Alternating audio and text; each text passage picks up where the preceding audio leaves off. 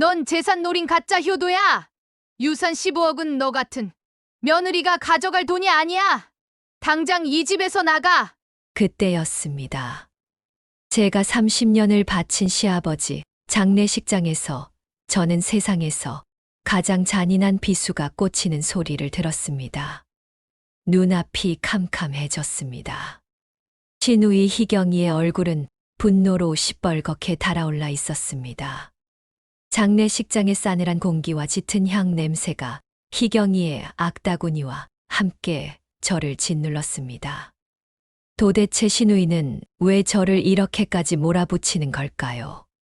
설마 30년 동안 이 집에서 헌신한 저의 모든 세월이 15억 유산 앞에서 한순간에 무너질 줄은 꿈에도 몰랐습니다. 시청자 여러분, 끝까지 보시면 신우이가 이토록 악랄했던 진짜 이유와 시아버지 유언의 충격적인 반전을 알 수 있습니다. 저는 올해 65세 며느리 박정자입니다. 제 인생은 한마디로 고난의 행군 그 자체였습니다. 남편 김철수 씨와 결혼한 해는 1985년이었습니다. 그때 저희 집은 경기도 외곽의 작은 농가였습니다. 시아버님은 가부장 그 자체셨습니다. 논밭에서 허리가 끊어져라 이래도 며느리에게 따뜻한 말 한마디 없으셨지요.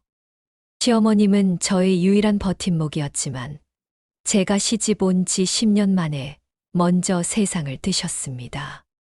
그때부터 저의 헌신은 시작된 것이나 마찬가지였습니다. 가장 힘들었던 때는 1998년 IMF 외환위기 직후였습니다. 남편의 조그만 사업이 망하면서 저희는 모든 것을 잃었습니다. 빚쟁이들이 시골집까지 찾아와 행패를 부리기 일쑤였습니다. 시아버님은 그 충격으로 몸져 누우셨고 저는 집안의 가장 노릇을 해야 했습니다. 저는 시아버님 몰래 새벽마다 재래시장에 나가 팔을 다듬고 고추를 팔았습니다. 3월의 찬바람에도 손이 꽁꽁 얼어붙는 고통을 참으며 돈을 벌었습니다. 시아버님에게 이 사실을 숨기기 위해 밤마다 몰래 비누와 물로 흙 냄새를 지워야 했습니다. 어느 날 시아버님은 마당에서 일하는 저를 물끄러미 보시더니 저를 방으로 부르셨습니다. 정자야, 내가 고생하는 거 안다. 빚쟁이들이 드나드는 통에 내가 얼마나 마음고생이 심한지 내가 모를 리 없다. 이 시골집 내 명의로 돌려줄 테니 여기서 살면서 다시시 일어서거라. 단 내가 죽기 전까지는 절대로 팔지 않겠다는 약속만 하거라. 시아버지는 제 손에 빛바랜 계약서를 쥐어주셨습니다. 그 순간 저는 시아버님의 굳은 표정 속에서 처음으로 따뜻한 눈빛을 보았습니다. 30년 봉양의 가장 큰 씨앗은 그때 뿌려진 것입니다. 그 계약서는 저에게 단순한 문서가 아니라 희망과 약속의 증표였습니다. 저는 시아버님의 그 은혜를 잊을 수 없었습니다. 그 약속을 지키기 위해 30년 동안 이 집을 지켰습니다. 남편 철수 씨는 시골 생활의 고통을 이기지 못하고 일찌감치 도시로 나가 공사장에서 일했습니다. 저와 시아버님 두 사람만 이 낡은 시골집을 지켰습니다. 남편은 매달 생활비를 붙여주었지만 시아버님의 병간호는 오롯이 저의 몫이었습니다. 고독하고 외로운 싸움이었지만 저는 시아버님께 진심으로 헌신했습니다. 하지만 막내 시누이 희경은 달랐습니다. 희경이는 늦둥이로 태어나 시아버지의 금지옥엽 같은 딸이었습니다. 희경이는 젊은 시절 서울로 나가 잘 살았고 저희 시골집에는 명절 때만 잠깐 얼굴을 비췄습니다. 그러다 5년 전 희경이는 잘 살던 서울의 10억대 아파트를 정리하고 갑자기 시골 근처로 내려왔습니다. 명분은 아버지의 노년을 극진히 모시겠다는 것이었습니다. 하지만 저는 희경이가 15억 상당의 유산, 시골집과 서울의 다른 아파트를 노리고 있다는 것을 직감했습니다. 희경이는 시아버님 앞에서 저를 치켜 세우는 척하면서도 뒤돌아서면 제 헌신을 비난했습니다. 어머니는 며느리가 모시는 게 당연한 거지만 딸이 모시는 건 진정한 효도잖아. 희경이는 저의 30년 헌신을 당연한 일 취급했습니다. 마치 제가 재산을 노리고 30년을 버틴 것처럼 말했습니다. 여러분이라면 이런 상황에 어떻게 하시겠습니까? 여러분의 헌신적인 삶이 한순간에 돈 때문에 무시당한다면 어떤 기분이 드시겠습니까? 그때였습니다. 92세 시아버님이 갑자기 쓰러지신 것은 저희는 곧장 아버님을 병원 응급실로 모셨습니다. 희경이는 병실에 앉아 내내 스마트폰만 들여다보며 유 원장에 대한 이야기만 했습니다. 아버지, 유 원장 언제 쓰셨어요? 며느리가 혹시 숨긴 건 없어요? 저는 서울 아파트보다 시골집이 더 좋아요. 제가 받을 수 있겠죠? 희경이의 입에서는 오직 재산 이야기뿐이었습니다. 시아버님은 의식이 희미한 가운데서도 제 손을 잡으셨습니다. 시아버님의 손은 뼈만 남은 채 떨리고 있었습니다. 정자야, 고맙다. 평생 미안했다. 성경책 꼭. 그리고는 가쁜 숨을 몰아쉬시며 숨을 거두셨습니다. 그 말씀이 저에게 남기신 마지막 유언이었습니다. 시아버지는 제가 평생의 헌신을 바친 후 처음이자 마지막으로 미안하다는 말씀을 하셨습니다. 장례식 내내 희경이는 저를 몰아붙였습니다. 아버지에게 유언장 못 받았지? 내가 재산 노리고 아버지 모셨다는 거 내가 다 안다. 며느리가 유산 노리는 거 우리 남매들이 가만두지 않을 거야. 제가 30년을 모셨다는 사실은 희경이에게 아무런 의미가 없었습니다. 며느리라는 이유로 저는 재산 도둑 취급을 당했습니다. 저는 이 모든 모욕을 갚아줄 증거를 찾아야 했습니다. 저는 시아버님이 돌아가시기 전에 주신 낡은 성경책을 꺼내 들었습니다. 겉은 낡고 너덜너덜했지만 속은 깨끗했습니다. 성경책을 펼쳤을 때 거기에는 빛바랜 누런 종이 한 장이 끼어 있었습니다. 바로 30년 전 시아버님이 저에게 주셨던 비밀, 각서와 함께 알 수 없는 재래시장의 주소가 적혀 있었습니다. 그 옆에는 백구의 사진이라는 이상한 메모도 있었습니다. 이 비밀 각서는 신우이, 희경이의 주장을 완전히 뒤엎을 결정적인 증거였습니다. 하지만 이 각서가 며느리인 저에게 15억 유산을 안겨줄 수 있을까요? 그리고 시아버지는 왜 재래시장 주소를 남기셨을까요? 성경책 속에 숨겨져 있던 30년 전의 비밀 각서. 저는 그 누런 종이를 손에 쥐고 온몸에 전율을 느꼈습니다. 이것이야말로 신우이의 잔인한 주장을 잠재울 수 있는 결정적인 증거라고 생각했습니다. 이 각서에는 IMF 시절의 고난과 시아버지의 굳은 약속이 담겨 있었습니다. 저는 그 증거를 곧장 신우이, 희경이에게 보여주려 했습니다. 그때였습니다. 신우이 희경이가 변호사를 대동하고 시골집으로 들이닥쳤습니다. 희경이의 얼굴은 승자의 미소로 가득했습니다. 당장 아버지 집에서 나가라. 오늘부터 이 집은 상속재산으로 봉인된다. 희경이는 저를 향해 소리쳤습니다. 제 평생의 헌신이 이토록 무시당할 수 있다는 사실에 저는 숨이 턱 막혔습니다. 저는 떨리는 목소리로 외쳤습니다. 아버님이 나에게 이 집을 주신다는 각서를 써주셨어. 30년 전에. 희경이는 제 손에 들린 낡은 각서를 낚아채듯 가져가더니 코웃음을 쳤습니다. 어이가 없네. 아버지가 치매 오기 전에 쓴 유언장이 공식적으로 있어. 가족 3남매에게 균등 분배한다. 내가 가진 그 종이는 법적 효력 없는 휴지 조각이야.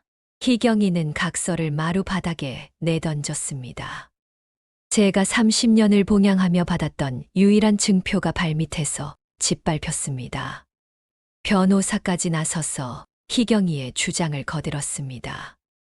제가 가진 비밀 각서가 오히려 저를 재산을 탐내는 파렴치한 며느리로 만들고 있었습니다. 저의 절망은 깊어졌습니다. 시아버님의 진심을 믿었지만 현실은 냉정했습니다. 희경이는 여기서 멈추지 않았습니다. 아버지가 널 은인이라고 불렀을까? 30년 봉양하는 동안 내가 얼마나 아버지에게 돈을 뜯어갔는지 아냐? 내 아들 사업 자금도 아버지한테서 받은 거잖아. 희경이의 말은 비수처럼 저를 찔렀습니다. 저는 너무나 억울해서 심장이 터질 것 같았습니다. 단 한 번도 사적인 욕심을 부린 적이 없는데 이렇게 모함을 당해야 하는 현실이 너무나 원망스러웠습니다. 그때 문득 각서 아래에 적혀 있던 알 수 없는 단서가 떠올랐습니다. 바로 백구의 사진이라는 글자였습니다. 백구라니 저희 집에서 20년 전 세상을 떠난 진돗개 이름이었습니다. 여러분이라면 돌아가신 시아버지가 키우던 개의 이름을 단서로 남겼다면 무엇을 찾으시겠습니까? 저는 희경이의 모욕을 뒤로하고 시아버지의 유품을 다시 뒤지기 시작했습니다. 시아버지 방에서 오래된 나무 괴짝을 찾아냈습니다. 괴짝은 세월의 먼지를 잔뜩 뒤집어 쓰고 있었습니다. 괴짝 안에는 낡은 가족 앨범과 시아버님이 농사를 지으며 받았던 낡은 트로피들이 있었습니다. 앨범 속에는 백구와 함께 찍은 시아버님의 젊은 시절 사진이 있었습니다. 그리고 앨범 맨 뒤쪽에 구겨진 편지 한 장이 꽂혀 있었습니다. 제 손은 떨리기 시작했습니다.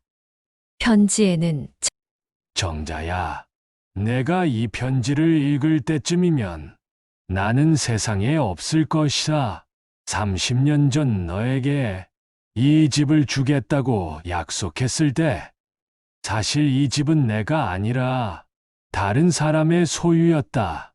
그 사람의 마지막 부탁을 내가 들어주고 싶었다. 충격적이었습니다. 제가 30년을 봉양하며 받았던 그 각서는 가짜였다는 말인가요? 시아버지는 저를 속인 것이었습니까? 저의 절망은 바닥을 쳤습니다. 저는 재산을 노린 며느리라는 오명을 뒤집었을 수밖에 없다고 생각했습니다. 그때 편지 맨 끝에 덧붙여진 한 줄이 제 눈에 들어왔습니다. 백구가 묻힌 장소. 그곳에 진실이 있다. 그리고 그 옆에는 미안하다. 나의 잃어버린 동생에게. 라는 문구가 추가되어 있었습니다. 시아버지에게 남동생이 있었다는 사실은 금시초문이었습니다. 저는 시아버지가 마지막까지 동생의 몫을 저에게 갚으려 했던 것은 아닌지 복잡한 의문에 휩싸였습니다. 저는 더 이상 신우이의 모욕을 참을 수 없었습니다. 저는 앨범을 덮고 시골집 마당으로 나섰습니다. 백구의 무덤은 30년 동안 제가 매년 성묘를 해왔던 마당 구석의 작은 자두나무 아래였습니다. 저는 삽을 들고 그곳을 향했습니다. 그때 마당 구석의 헛간 창문 뒤에서 희경이가 저를 지켜보고 있었습니다. 희경이의 얼굴에는 섬뜩한 미소가 번지고 있었습니다. 며느리인 제가 단서를 찾으려는 행동을 시누이에게 들키는 극한의 위기가 시작된 것입니다. 시아버지가 남기신 마지막 단서. 저는 이 단서를 통해 15억 유산을 지켜낼 수 있을까요?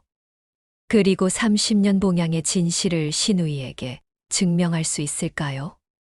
시누이 희경이가 헛간 창문 뒤에서 저를 지켜보고 있었습니다. 저는 개의치 않고 삽을 들고 백구의 무덤 쪽으로 걸어갔습니다. 차갑고 습한 시골집 마당에 흙냄새가 저희 분노와 슬픔처럼 느껴졌습니다. 이 흙 속에 시아버지의 진실이 묻혀 있어야 했습니다. 지금 뭐 하는 짓이야? 내가 유언장을 숨겨서 땅에 묻으려는 거니? 당장 멈춰. 희경이는 비명을 지르며 달려왔습니다. 희경이의 얼굴은 탐욕으로 일그러져 있었습니다. 저는 희경이의 소리를 무시하고 필사적으로 흙을 파기 시작했습니다. 삽이 흙에 부딪히는 소리가 마당에 울려 퍼졌습니다. 저는 30년 봉양의 억울함과 모욕감을 모두 이 삽질에 쏟아부었습니다. 삽 끝에 단단한 무언가가 부딪히는 소리가 났습니다. 저는 숨이 멎는 것 같았습니다. 희망이 온몸에 퍼지는 듯 했습니다. 저는 필사적으로 흙을 걷어냈고 세월의 흔적이 묻은 오래된 노쇠 상자가 모습을 드러냈습니다. 저거 봐. 유언장이야. 훔친 거잖아. 당장 내놔. 희경이는 이성을 잃고 제 팔을 붙잡았습니다. 그녀의 손톱이 제 팔을 깊숙이 파고들었습니다. 저는 상자를 끌어안고 희경이를 노려보았습니다. 저는 이 상자를 지켜야 했습니다. 희경이는 상자를 빼앗으려 저를 힘껏 밀쳤습니다.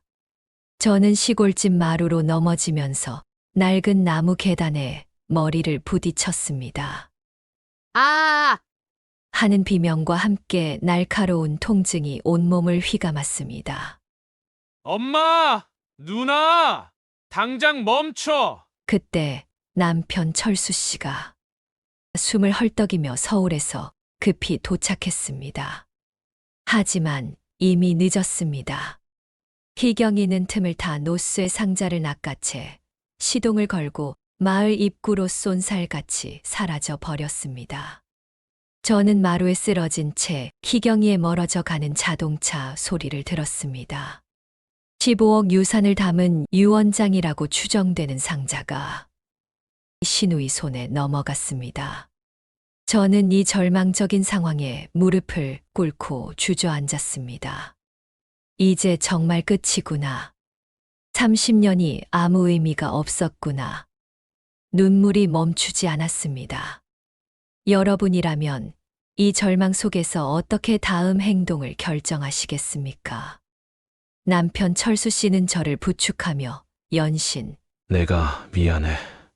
내가 당신을 지켜주지 못했어. 라고 중얼거렸습니다. 남편의 뒤늦은 후회가 저를 더 아프게 했습니다. 저는 젖은 눈으로 시아버지의 낡은 성경책을 다시 펼쳤습니다. 시아버지의 마지막 말 성경책. 꼭. 이 자꾸 머릿속을 맴돌았습니다. 절망 속에서 저는 다시 한번 희망을 찾아야 했습니다. 성경책 표지와 낡은 가죽 사이에 미세한 틈이 느껴졌습니다. 저는 조심스럽게 그 틈을 벌렸습니다. 그 안에 또 다른 작은 쪽지가 숨겨져 있었습니다.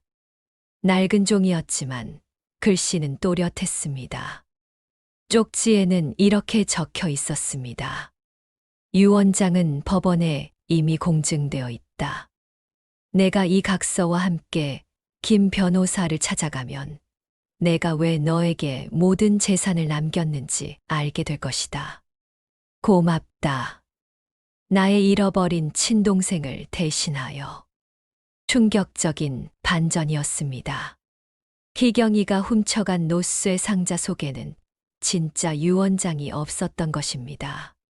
시아버님은 저를 이미 법적 상속인으로 지정해 두셨던 것입니다.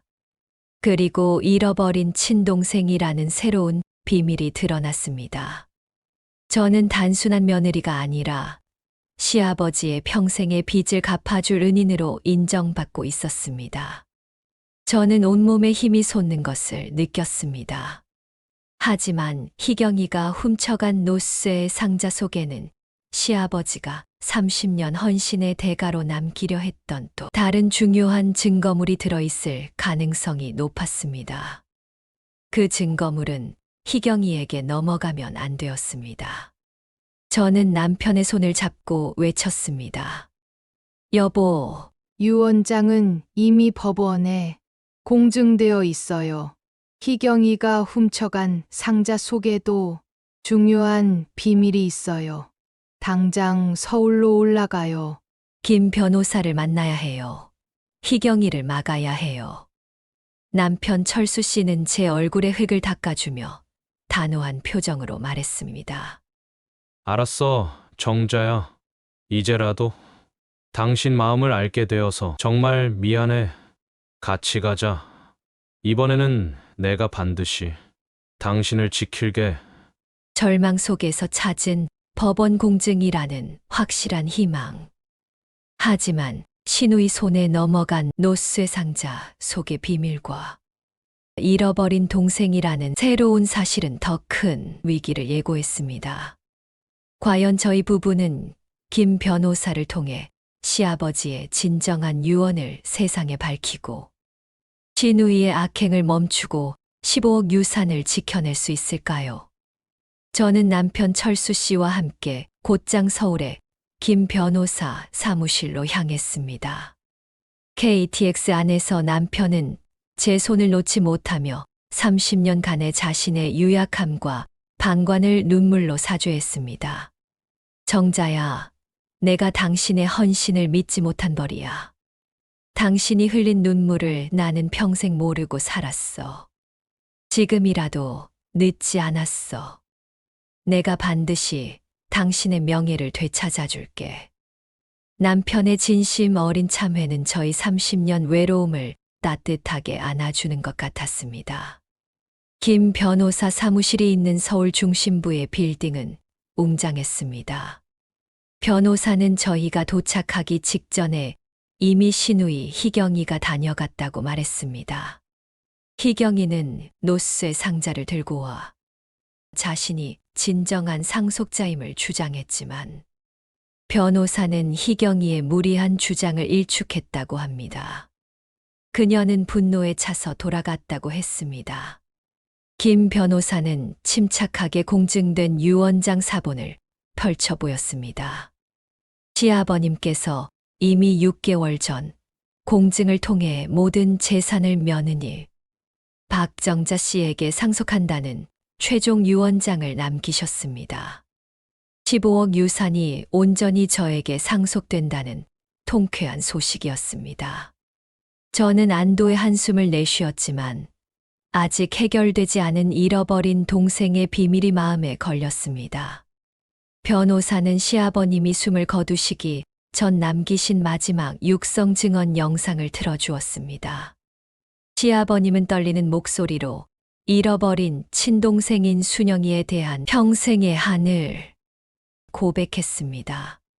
정자야, 나는 너에게 평생 죄를 짓고 살았다. 6.25 전쟁 직후 피난길에 친동생인 순영이를 잃었다. 어린 동생을 잃은 죄책감은 나를 평생 괴롭혔지.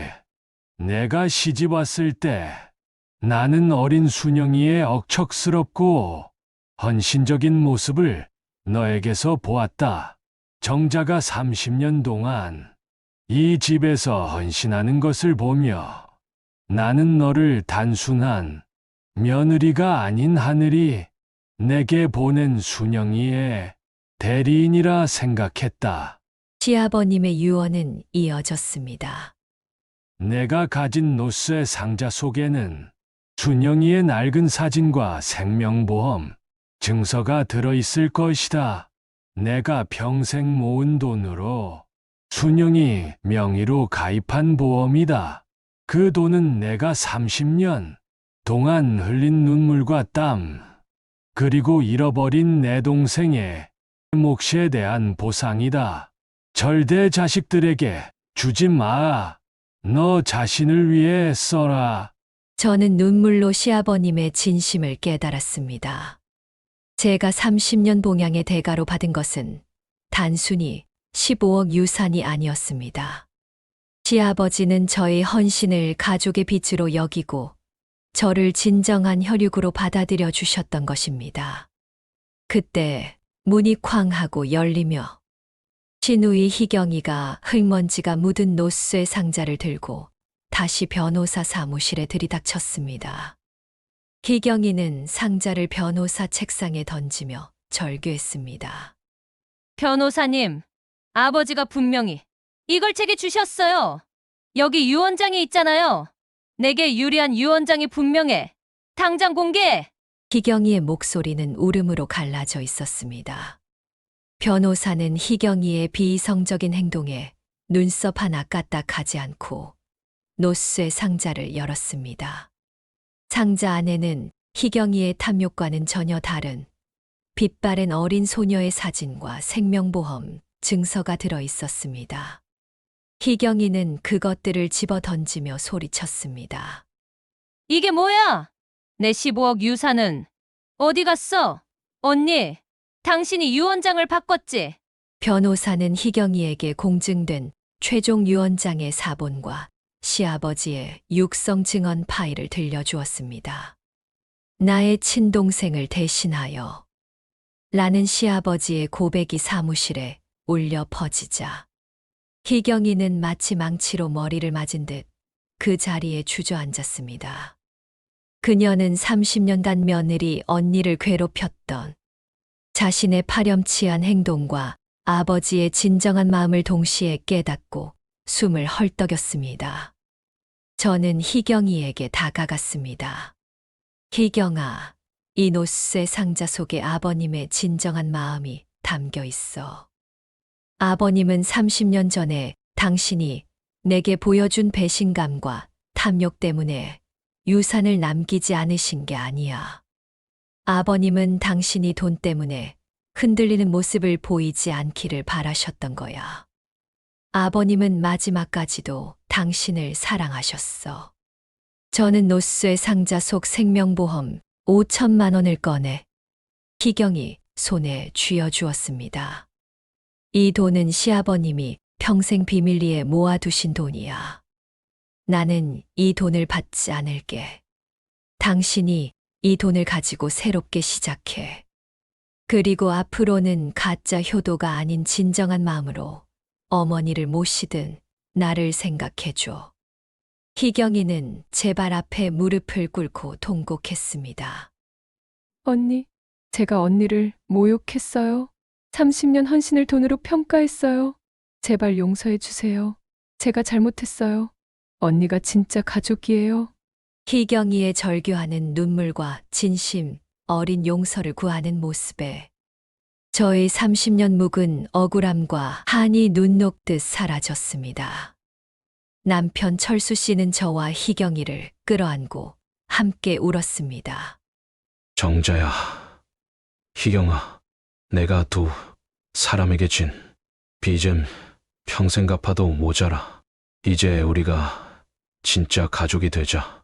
남편은 이 일을 계기로 유약했던 자신을 반성하고 저와 희경이를 헌신적으로 돕겠다고 다짐했습니다. 저는 시아버지가 남기신 15억 유산 중 5억 원을 희경이에게 공평하게 나누어 주었습니다. 시아버지가 바라셨던 것은 재산 분쟁이 아니라 가족 간의 화해와 진정한 사랑이었음을 깨달았기 때문입니다. 그리고 남은 유산으로 IMF 때 빚 때문에 무너졌던 남편의 사업을 다시 일으키는 데 투자했습니다.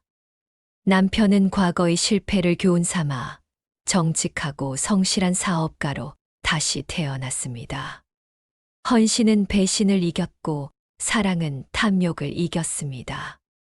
시아버지의 충격적인 유언은 며느리의 헌신을 세상에 증명하고 불효했던 자식들에게 진정한 삶의 가치를 되돌려 주었습니다.